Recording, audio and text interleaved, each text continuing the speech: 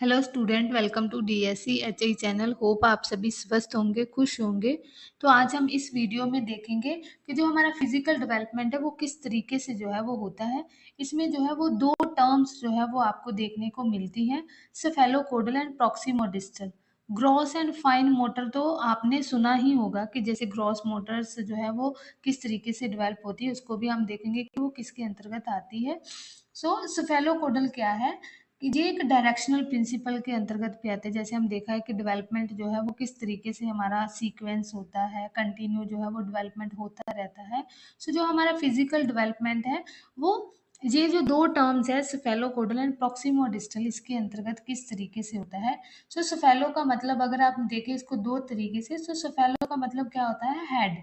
तो head to जब हम सबसे पहले गर्भावस्था में जब बच्चा होता है, माँ की जब प्रेगनेंसी के टाइम बच्चा माँ के गर्भ में होता है, तो सबसे पहले बच्चे का जो है वो सिर जो है वो विकसित होता है। तो मीन्स इसीलिए जो है इसको सफेलोकोडल मीन्स हेड टू टॉय तक। तो सबसे पहले बच्चे का सिर विकसित हुआ, फिर धीरे धीरे करके जो उसके बाकी ऑर्गन्स जो है वो बनने शुरू होते हैं। तो इसको कहा जाता है हेड टू टॉय। तो से याद रख लेना आप, याद रखने के लिए, क्योंकि कब बहुत बार कंफ्यूजन हो जाती है कि हेड टू टो वाला कौन सा है और जो सेंटर टू पेरिफेरी या सेंटर टू ऑन आउटवर्ड वाला कौन सा है। तो इसलिए आप से याद रखेंगे तो आपको थोड़ा सा क्लियर हो जाएगा कि सिर से पैर तक जो है वो सफेलोकोडल है। ठीक है। नेक्स्ट जो है वो हमारा क्या है, प्रोक्सिमो डिस्टल। तो प्रोक्सिमो डिस्टल में क्या आता है, प्रॉक्सी का मतलब होता है कि अंदर अंदर, जो मीन्स केंद्र से जब बाहर की ओर। कि सबसे पहले बच्चा क्या करता है, अपनी रीढ़ की हड्डी पर जो है वो कंट्रोल बनाना शुरू करता है।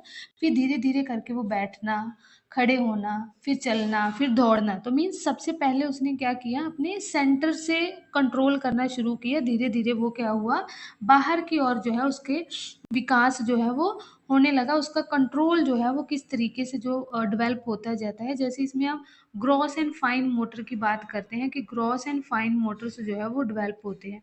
तो आपको ग्रॉस एंड फाइन मोटर में भी पता होनी चाहिए कि ग्रॉस किस तरीके से है। ग्रॉस क्या होता है, जो हमारी बड़ी मसल्स होती हैं उस पे जब बच्चा कंट्रोल कर लेता है, जैसे कि बैठना।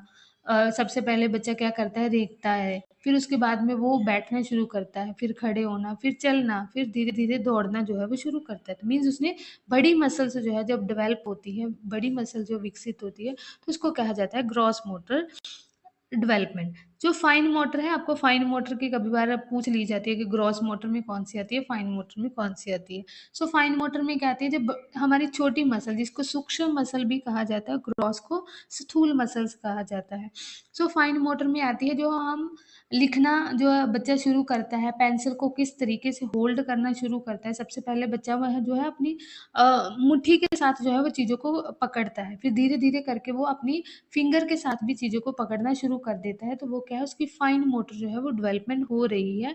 तो पेंसिल को किस तरीके से पकड़ना है, किस तरीके से लिखना है, बटनिंग बंद हो गया, ठीक है। शूज लेसेस, जो बच्चा शूज लेसेस बांध लेता है, तो मीन्स उसकी फाइन मोटर जो है वो डेवलप हुई। मीन्स उसकी जो छोटी मसल थी वो भी डेवलप हो गई है। तो वो क्या है, पहले बच्चा ग्रॉस मोटर डेवलप करता है, फिर धीरे धीरे फाइन मोटर जो है वो डेवलपमेंट होती जाती है। तो ये जो छोटा सा कॉन्सेप्ट था जो कि आपको पता होना चाहिए, क्योंकि कभी कॉम्पिटिटिव एग्जाम में जैसे फेलोकोडल हो, प्रॉक्सिमो डिस्टल हो, ग्रॉस मोटर हो, फाइन मोटर स्किल्स हो, तो ये इनकी एग्जाम्पल के साथ और इनका हेड टू टॉय, जैसे मैंने बताया कि फेलो का है और proximo distal center to outward या पेरिफेरी भी पूछ लिया जाता है। तो ये आपने ध्यान में रखना है। ये छोटी सी इन्फॉर्मेशन थी, होप आपको जो है वो पसंद आई होगी।